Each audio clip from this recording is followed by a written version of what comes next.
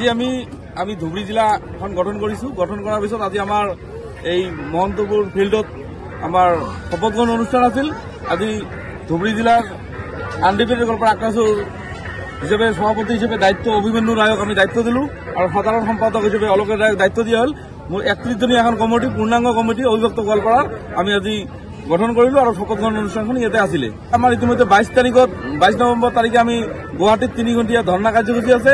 তাৰ পিছতে আহি আমাৰ শ্ৰীৰামপুৰত যদি 25 তাৰিখত যিখন বিল আনিব বিচাৰিছে অসম চৰকাৰে, যদি এই বিলখন যদি আমাৰ মানে হেতত নাথাকে, আমাৰ যদি কাম নহয়, যদি জনজাতিকৰণ এইটো বিলত নাহে, তেতিয়াহ'লে আমি 25 তাৰিখৰ পিছত আহি আমি একজুটি বহি পেলাই আমি সিদ্ধান্ত লৈ ৰেল ব্লক হাইৰোড ব্লকৰ কাৰ্যসূচী আমি হাতত ল'ম। আমাৰ বহুতো জনগোষ্ঠী হৈ চিন্তা কৰিছে আমাক জনজাতিকৰণ অবিভক্ত গোৱালপাৰাৰ মানুহখিনি লাগিব, নহলে আমি 25 তাৰিখৰ পিছত আমি এই ৰেল ব্লক হাইৰোড ব্লকৰ নিচিনা কাৰ্যসূচী আমি হাতত ল'ম।